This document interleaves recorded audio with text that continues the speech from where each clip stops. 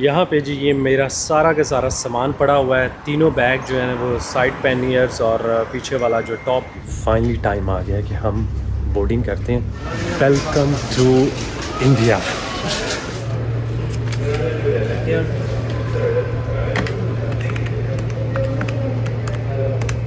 9,500 9,500 plus 300. yes 200 plus what? yeah 300. 9,800. and then 50 rupees। अस्सलाम वालेकुम everyone and welcome back to the channel from UAE, जहाँ पे मैं अपना मिडिल ईस्ट का टूर ख़त्म करने के बाद इधर जब मैं पहुँचा था, और एक्चुअली मैं ओमान में था जब मुझे पता चला था कि मेरा इंडिया का वीज़ा जो है वो अप्रूव हो गया है। आप लोगों को पता है कि मैंने ऑलरेडी जो है 2020 में अप्लाई किया था, फिर मैंने 22 में अप्लाई किया था, लेकिन अनफॉर्चुनेटली दोनों बार जो है ना, फ़र्स्ट टाइम कोविड की वजह से और सेकंड टाइम जो है आई एम नॉट श्योर किस वजह से जो है वो वीज़ा जो है वो नहीं मिल सका था। लेकिन तीसरी बार जो है वो हमारे लिए बहुत लकी साबित हुई। आज हमारे पास वीज़ा है और हम जो है वो इंशाल्लाह जो है दुबई से फ़्लाइट लेंगे और पहुंचेंगे केरला में कोची के लिए। तो रात को तकरीबन 9:45 बजे के करीब हमारी फ़्लाइट है। अभी हमारे पास काफ़ी टाइम है, लेकिन इस टाइम को यूटिलाइज़ करते हुए हमने अपने जो सारा सामान है ना उसको अच्छी तरह से पैक करना है। बाइक जो है मेरी ऑलरेडी दुबई से शिप हो चुकी है, आपने पिछले व्लॉग में वो देख लिया होगा, लेकिन उसके ऊपर जितना लगेज था वो सारा का सारा मेरे पास है। मेरी कोशिश थी कि मैं वो भी साथ भेज दूं, लेकिन जो शिपिंग कंपनी थी वो कह रहे थे कि हो सकता है कि आपको कस्टम की वजह से कोई इश्यूज़ आएँ, उसमें जो है वो डिले आ सकता है बाइक को वहाँ से क्लियर करवाने में। इसलिए बेहतर ये है कि सिर्फ़ और सिर्फ बाइक भेजें, बाकी सारा सामान जो है वो अपने पास रखें। तो वो मेरे पास है, अभी मैं आप लोगों को दिखाता हूँ उसके साथ हम कर क्या रहे हैं। यहाँ पे जी ये मेरा सारा का सारा सामान पड़ा हुआ है। तीनों बैग जो है वो साइड पैनियर्स और पीछे वाला जो टॉप के ऊपर जो है बैग है, और साथ में ये एक डब्बा है, इसके अंदर वो चीज़ें रख दी हैं जो मैं साथ लेके नहीं जा रहा। उसमें मेरा जो है वो कैंपिंग गियर है जो मैं इंडिया में साथ नहीं लेके जा रहा। इसके अंदर जो है ये हमारा जो है वो हेलमेट है, क्योंकि हेलमेट जो है वो कहते हैं कि हैंड कैरी में आपको लेके जाने की इजाज़त अक्सर नहीं मिलती, इसलिए मैंने कहा उसको पैक करते हैं किसी एक डब्बे में।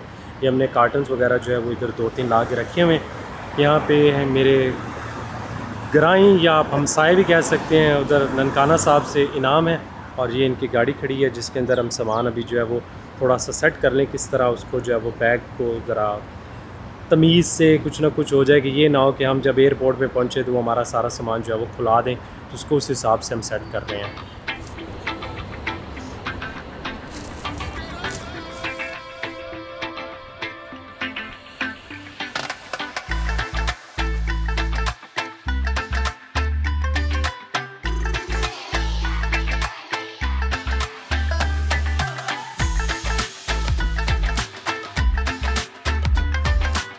फाइनली जी हम लोग यहाँ पे बैग्स को जोड़ने में जो है वो कामयाब हो चुके हैं, और अब हमारा जितना भी पैकिंग का सामान था वो सारा जो है वो हो गया है। आपको पता है कि मैं अक्सर जो है वो अपनी बाइक की चाबियाँ जो है वो भूल जाता हूँ, तो मुझे किसी ने मशवरा दिया था कि आप एप्पल का जो एयर टैग है ना वो ख़रीद लें। तो मैंने यहाँ से जो है ना वो ले लिया था। तो अभी सलमान भाई आए हैं, इनके थ्रू अमेज़ोन से हमने मंगवाया है कि ये आई थिंक इसकी भी ज़रूरत पड़ेगी ना, वो देखिए एयर टैग आता है उसके साथ कुछ भी नहीं है, तो उसको किसी चीज़ में डालना पड़ेगा और फिर हम जो है अपनी बाइक की चाबियाँ इनमें डाल देंगे और खैर हो जाए। तो अभी इसको भी खोलना पड़ेगा, ये वाला इसको खोल के। चले सलमान भाई, ये तो हम बाद में करेंगे। बहुत शुक्रिया सर। और यहाँ पे अमेज़ोन के थ्रू जो है वो ज़रा आसानी से मिल गया, अदरवाइज़ हमें जाके बाज़ार से ख़रीदना पड़ना था। फाइनली जी हम लोगों ने अपना सामान जो है वो सेट कर लिया, और मुझे लगता है ये कि बाइक पे सामान लेके जाना इजी था बजाय ये जो है ना जहाज़ पे, क्योंकि वो उस हिसाब से जो है ना मेरा अपना सारा सामान जो है वो सेट किया था। हालांकि अभी काफ़ी चीज़ें निकाली हैं, लेकिन बैग्स हमें जो है वो सारे वहाँ पे चाहिए होंगे। और अभी हम लोग जो है मैं और इनाम भाई जा रहे हैं यहाँ से, शारजा से निकल रहे हैं। एक तो मैं आपको बताता चलूँ कि जिस तरह मैंने आपको पहले भी वीडियो में ज़िक्र किया कि मैंने जो वीज़ा दिया है ये कोई इस तरह अभी प्लान नहीं था, क्योंकि जब मैंने लास्ट टाइम अप्लाई किया था तो मुझे बताया गया था कि 4 महीने का टाइम होता है आपके वीज़ा अप्लाई करने के बाद से वीज़ा इशू होने तक। मैंने सोचा ये था कि ये टूर जैसे मैं मिडल ईस्ट का ख़त्म करूँगा उसके बाद मैं 2-3 महीने गैप लूँगा और फिर जो है वो इंशाल्लाह तब तक वीज़ा भी आ जाएगा। लेकिन आउट ऑफ नोवेयर मैं ओमान में जब बैठा हुआ था तो अचानक से मुझे ईमेल आई कि आपका वीज़ा जो है वो इशू हो गया, और अब वीज़ा जो है उसकी वैलिडिटी उसी दिन से स्टार्ट हो जाती है जिस दिन आप जो है आपको वीज़ा इशू होता है। लेकिन ये वीज़ा 30 डेज़ का तब स्टार्ट होगा जब आप इंटर हो जाएंगे। 30 डेज़ आपको इंटर होने के लिए मिलते हैं और उसके बाद अगर जिस दिन आप इंटर हो जाएंगे फिर आपको जो है वो 30 डे मिलेंगे। तो मेरे पास जो इंडिया का वीज़ा है वो सिर्फ 30 डेज़ का है अनफॉर्चुनेटली। और आपको पता है कि इंडिया जो है वो बहुत बड़ा है, 30 दिनों में हम हो सकता है कि हार्डली कोई 1-2% देखें, लेकिन वो तो अभी हम जब पहुंचेंगे तो आप लोगों के साथ शेयर करेंगे। और आप हमारी फ़्लाइट में जी अभी तकरीबन कोई 4 घंटे जो है वो बचे हैं। तो एयरपोर्ट हम जाएंगे। मैंने कहा कि एयरपोर्ट जाने से पहले ज़रा खा लें, और खाना खाने के लिए आज हम किसी पाकिस्तानी रेस्टोरेंट में नहीं आए क्योंकि मैं काफ़ी दिनों से पाकिस्तानी खाना खा रहा था। हम आए एक अफ़गानी रेस्टोरेंट में और हमारे सामने आई है ये इनकी कढ़ाई है, बोनलेस कढ़ाई है। और उसके अलावा हमने साथ में इनका काबली पुलाव मंगवाया जो कि आई थिंक वो इनका फ़ेमस होता, अभी तक वो आया नहीं है। उम्मीद है कि अभी लेके आ जाते हैं। मुझे आवाज़ आ रही है, शायद आ ही गया अभी हमारे सामने। बहुत शुक्रिया जी। और ये देखिए जी, देखने में तो बहुत ही मज़े का लग रहा है। और साथ में वो किशमिश, काबली पुलाव हमेशा इसके साथ आता है।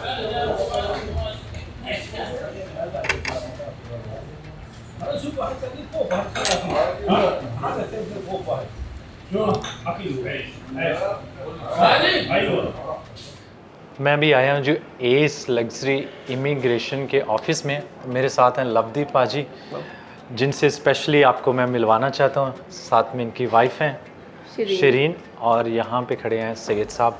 तो ये एक्चुअली आप कह सकते हैं कि एक वो पाकिस्तानी इंडियन कंपनी ऐसी है, क्योंकि यहाँ पे 2 पार्टनर आप लोग हैं।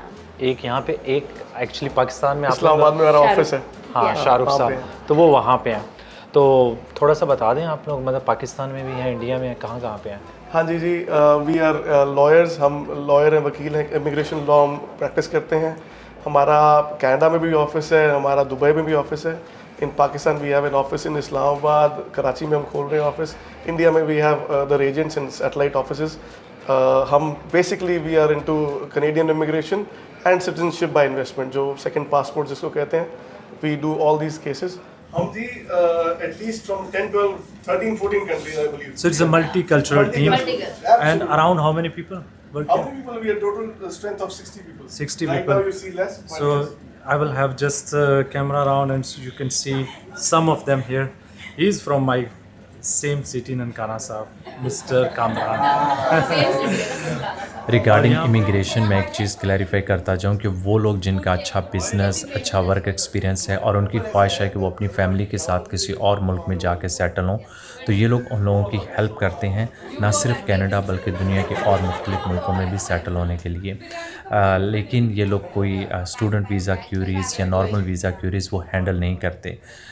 तो काइंडली अगर आपको इनकी सर्विसेज में इंटरेस्ट हो तो इस वीडियो की डिस्क्रिप्शन में आपको एक लिंक मिलेगा, उस पर जाके इनसे ज़रूर कांटेक्ट कीजिएगा।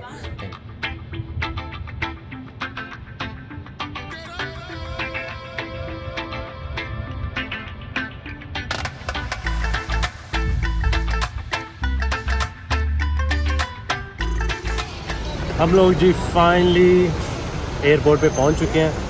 इनाम साहब कैमरे के पीछे हैं। कैमरा मैं जो है ना इनसे मोबाइल अपना ले लेता हूं और इनको जो है वो शुक्रिया बोलते हैं। बहुत शुक्रिया सर, खैरियत से जाएं। और क्योंकि हमारा जो है वो आगे अभी लंबा सफ़र होगा और साथ साथ जो है यहाँ पे कैमरे की इजाज़त नहीं है, इसलिए हम जो है ना अगली फुटेज है वो मोबाइल से बनाएंगे। हमारी जी फ़्लाइट है टर्मिनल 2 से, और टर्मिनल 2 नहीं है, टर्मिनल 3 एक्चुअली ये वाला, जो जहाँ से मोस्टली जो है वो एमिरेट्स की या सिर्फ़ और सिर्फ आप कह सकते हैं कि एमिरेट्स की ही फ़्लाइट्स जाती हैं।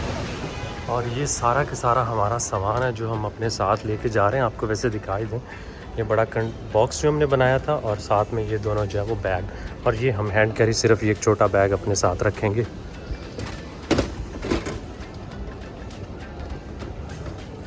यहाँ से इसको करवा लेते हैं रैप, ताकि हमारा सामान जो है वो सेफ़ एंड साउंड जो है वो पहुँच जाए।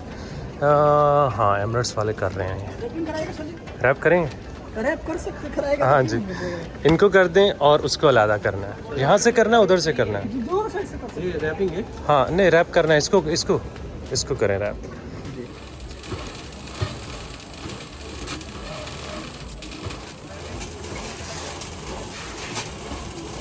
रैप जी हो गया है और देखें 2 पीस जो हमारे बन गए और उन्होंने हमसे यहाँ पे एक्चुअली ये एमिरेट्स की सर्विस है, उन्होंने 40 दिरहम लिए जो कि ऑलमोस्ट कह सकते हैं आप $11 बन जाते हैं, विच इज़ क्वाइट एक्सपेंसिव अगर आप कंपेयर करें आप इसको बाकी काफ़ी जगहों से। तो एक साइड पे जी यहाँ पे इनके सेल्फ चेक इन काउंटर्स हैं जो कि काफ़ी लोग जो हैं वो यूज़ कर रहे हैं, सिर्फ अपना सामान जो है वहाँ पे रख रहे हैं जिन्होंने स्पेशली ऑनलाइन चेक इन कर लिया है।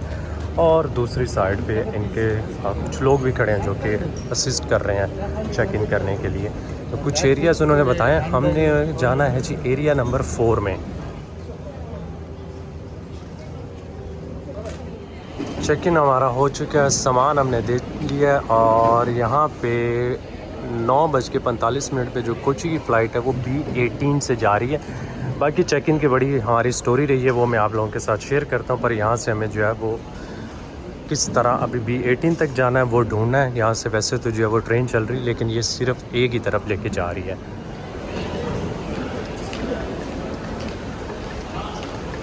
और जो लोग दुबई आते हैं और उन्हें बाद में जो है ना वैट रिफ़ंड करवाना, वो बिल्कुल इसके बाद जो है सिक्योरिटी के बाद यहाँ से करवा सकते हैं। हम जो है अभी यहाँ से ये लिफ्ट लेके जाएंगे जी ऊपर B-18 की तरफ।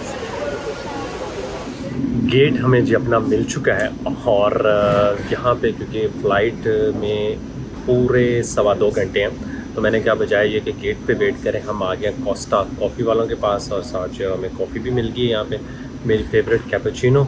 अब मैं आपको सुनाता हूँ जी अपनी स्टोरी चेक इन की। मेरे पास जो चेक इन में लगेज अलाउ था वो था 25, मैंने 15 kg जो है वो एक्स्ट्रा परचेज़ किया तो 40 kg अलाउ हो गया। मैंने हिसाब लगा, मैंने कहा इतना ही वेट होगा, कितना को और हो जाएगा। तो यहाँ पे जब उसने वेट किया तो वो कहती है कि 820 दिरहम जो है वो ज़्यादा देने आसान हो रही है अभी।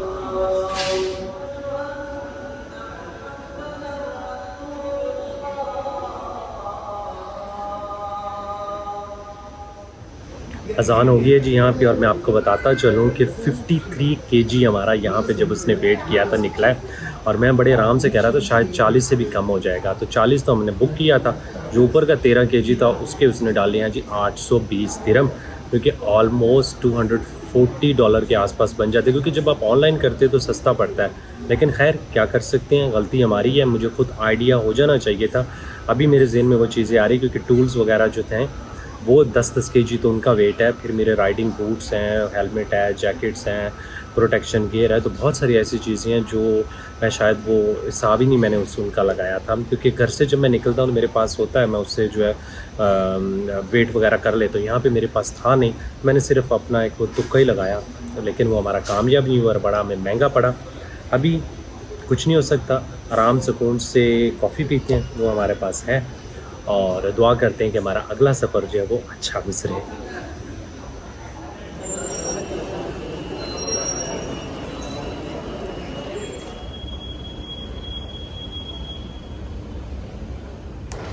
सो जी फाइनली टाइम आ गया कि हम बोर्डिंग करते हैं और बिल्कुल एग्जैक्ट टाइम पे जो है ना हमारी फ़्लाइट मुझे लगता है कि आज यहाँ से निकल जाएगी, क्योंकि टाइम के साथ साथ ही जो है वो सब चल रहा है।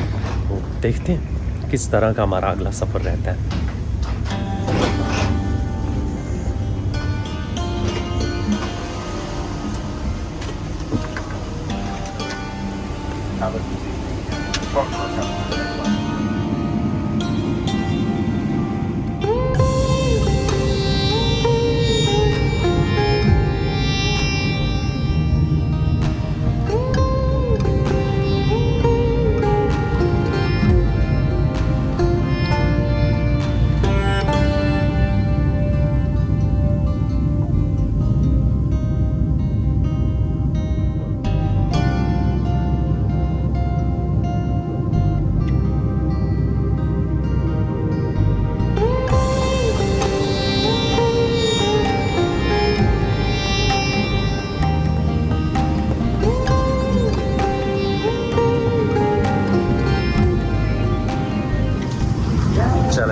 फ्लाइट हो गई है लैंड और लेट्स सी कि अब हमारा जो अगला इमिग्रेशन वाला होगा प्रोसेस वो किस तरह गुजरता है।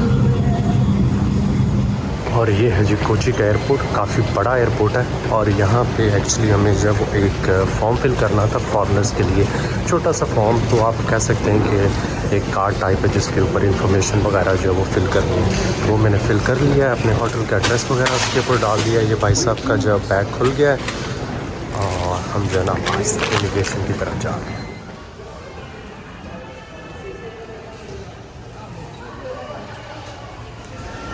Welcome to India. ऑनेस्टली मेरे पास अल्फाज नहीं है कि मैं अभी जो है वो किस तरह अपनी एक्साइटमेंट जो है ना उसको आपके साथ जो है वो शेयर कर सकूं। जब मैं इमिग्रेशन पे पहुंचा था तो मुझे लग रहा था या अल्लाह कुछ ओरिजिन की वजह से ना मसले ना कर दें, लेकिन मुझे कह सकते हैं कि वन ऑफ दी नाइसेस्ट का है जो आपके साथ बैठ के जिसने जो है वो जो भी क्वेश्चनिंग वगैरह की थी वो मैं आपको थोड़ी सी बाद में डिटेल में बताऊंगा। अभी हम लोग इनकी ड्यूटी फ्री शॉप से वो गुज़र रहे हैं और सामने जाके अपना लगेज कलेक्ट करते हैं और फिर देखते हैं कि हमारा अगला सफ़र कैसे जाता है। चेहरे से आप मेरे देख रहे हैं कि कितनी खुशी हो रही है और उसकी रीज़न आई थिंक बताने की ज़रूरत ही नहीं है। और यहाँ पे आएगा जी हमारा लगेज। काफ़ी ज़्यादा रश है क्योंकि बड़ी फ़्लाइट थी। इधर साथ में पीछे और दूसरी भी 2-3 फ़्लाइट्स आई हुई हैं, तो सारी जो है ना ऑलमोस्ट सेम टाइम पे यहाँ पे जो है ना वो लैंडिंग हुई है। शारजा से है, दुबई से 1-2 और हैं। और ये अभी देखते हैं कि कितना टाइम हमें जो है वो यहाँ पे लगता है। होपफुली जल्दी आ जाएगा सामान। हमारा जी लगेज आ गया और हार्डली हमें यहाँ पे सारे प्रोसेस के अंदर को आधा घंटा लगा है मेरे ख्याल में। हम यहाँ से ऑलमोस्ट जो है वो फ़ारिग हो चुके हैं, तो अभी हम निकलते हैं, आगे की तरफ जाएंगे। और यहाँ पे मैं मनी एक्सचेंज के आप पास आएँ क्योंकि मेरे पास इंडियन रुपीज़ जो है वो नहीं है और Nidin is trying to help me. मेरे पास कुछ ओमानी रियाल थे तो मैंने 50 ओमानी रियाल जो है वो यहाँ पे एक्सचेंज करवाएँ और उसके मुझे अराउंड जो है वो 10,000 इंडियन रुपीज़ मिल जाएंगे क्योंकि ओमानी रियाल जो है वो काफ़ी आई थिंक 125 जो है वो US डॉलर बन जाते हैं। तो इनसे हम एक्सचेंज करवाते हैं और उसके बाद जो है ये सामने जो आप देख रहे हैं ना, यहाँ से हमें जो है वो टैक्सी मिल जाएगी। ये टैक्सी लेते हैं हम लोग। So now Nitin is giving me around 10,000 Indian rupees. Thank you very much. So I have to sign it here.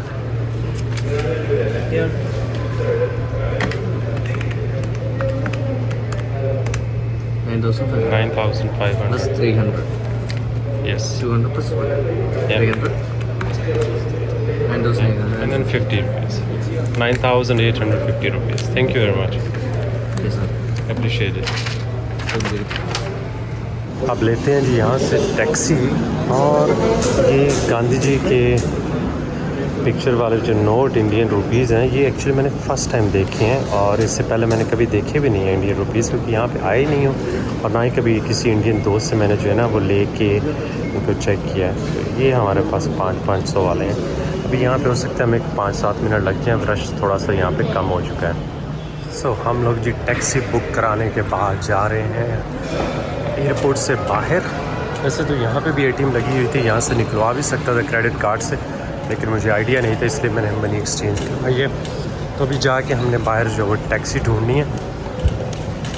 ये इस तरह का एक जो है उन्होंने फॉर्म दिया है जिसके ऊपर टैक्सी हमारी बुक हो गई है और इसके उन्होंने हमसे लिए हैं यहाँ पे ऑलमोस्ट $15, तकरीबन 1,250 इंडियन रुपीज़ बन जाते हैं। और ये है जी हमारी टैक्सी जिसमें अपना सामान हमने रख दिया है। तो अब आगे बैठते हैं। मैं एक्चुअली जो है वो गलत साइड पे जा रहा था क्योंकि यहाँ पे जो है ना पाकिस्तान वाली साइड ही जो है ना वो ड्राइव होती है।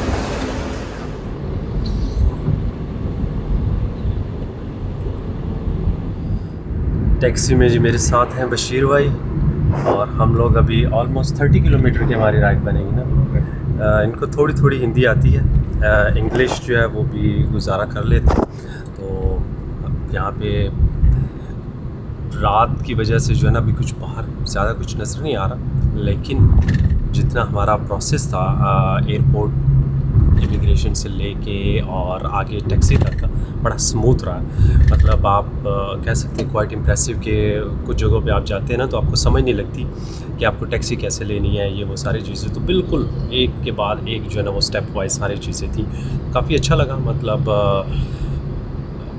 3 बजे हम शायद लैंड हुए और 4 बजे जो है ना हमें टैक्सी में बैठ के जो है ना वो जा रहे हैं। तो हो सकता है कि और आधे घंटे तक हम जो है वो होटल भी पहुंच जाएंगे। सिर्फ एक मसला हुआ था, मैंने वहाँ पे जो यूएई में था तो एक होटल बुक किया था, उस होटल ने मुझे बाद में मैसेज भेज दिया कि भाई हम तो फुल हैं। तो वो उनके सिस्टम में एरर थी, तो वो फिर उन्होंने कैंसिल कर दिया। अभी मैंने दोबारा एक होटल बुक किया, हमें जी अपना होटल मिल गया और बिल्कुल होटल के सामने जो है यहाँ पर देखिए कितने खूबसूरत जो है वो फूलों के स्टॉल लगा हुआ है। और सुबह सुबह जो है ना अभी फजर का ऑलमोस्ट यहाँ पे टाइम है और ये है जी हमारा होटल।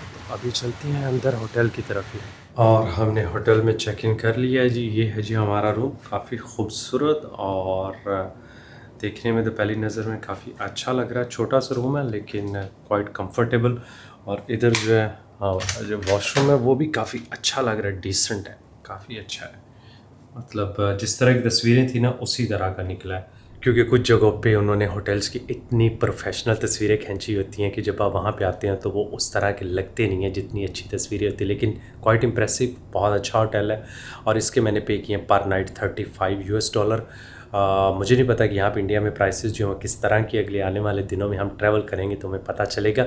लेकिन क्योंकि पहले दिन जब आप जाते हैं तो इमिग्रेशन वाले जो है ना वो अक्सर आपसे होटल की बुकिंग जो है वो मांगते होते हैं, इसलिए ज़रूरी होता है कि ऑनलाइन बंदा बुकिंग जो है वो करके ही जाए। तो इसलिए मैंने ये की और इमिग्रेशन पे उन्होंने मुझसे पूछा भी, और वो एक जो छोटा सा उन्होंने पेज दिया था फ़्लाइट में ही, उसके ऊपर भी उन्होंने एड्रेस मांगा था, तो वो फिल आउट करना जो है वो ज़रूरी है। बाकी ओवरऑल मेरा एक्सपीरियंस जो है वो बहुत अच्छा रहा। बहुत ज़्यादा क्वेश्चनिंग नहीं की, उन्होंने तकरीबन कुछ 10 मिनट का इंटरव्यू लिया होगा। और उसमें पहले तो सो उनका था, क्योंकि हम लगते तो सारे एक जैसे ही हैं, तो मुझे कहते हैं कि आप इंडियन हैं। मैंने कहा कि नहीं। फिर उसने कहा कि पाकिस्तानी ओरिजिन। मैंने कहा जी बिल्कुल मेरा पाकिस्तानी ओरिजिन है। ननकाना साहब का नाम लिखा हुआ था पासपोर्ट के ऊपर, जर्मन के ऊपर जो आपकी प्लेस ऑफ बर्थ होती है। तो उसके बाद उसने जो है ना छोटे मोटे से सवाल पूछे, इटिनरी का पूछा कि आप कहाँ जा रहे हैं। तो मैंने बताया कि मैं यहाँ से लेके आके जो है वो दिल्ली की तरफ जो है वो बाइक राइड करके जा रहा हूँ। और उसने कुछ ख़ास नहीं पूछा, होटल का पूछा था और दैट्स इट। मेरे ख्याल में और कोई इस तरह के क्वेश्चन थे नहीं, बड़े नॉर्मल से क्वेश्चन। बाकी अगर कोई इस तरह के डिफ़िकल्ट से होते या कुछ इस तरह की चीज़ें पूछी होती तो फिर तो बंदे की ना ज़हन में रहती हैं। बाकी ओवरऑल बाद में उसने ये कहा कि वेलकम टू इंडिया, और हम भी आप लोगों को कोशिश करेंगे कि इंडिया को जितने अच्छे तरीके से मैं कवर करके दिखा सकता हूँ ज़रूर दिखाऊँगा। अभी मैं बहुत थका हुआ हूँ, ऑलमोस्ट हमारी जो है ना वो रात सारी गुजर गई ट्रैवल में ही। आराम से कुछ घंटे रेस्ट करते हैं और नेक्स्ट ब्लॉग में हमने जाके अपनी बाइक पिक करनी है। तो उम्मीद करते हैं कि वो भी हमारा जो सफ़र और वो भी हमारा जो प्रोसेस है वो इजी रहेगा। दुआ में याद रखिएगा, लाइक सब्सक्राइब और शेयर का बटन दबाना ना भूलिएगा। अल्लाह हाफिज़।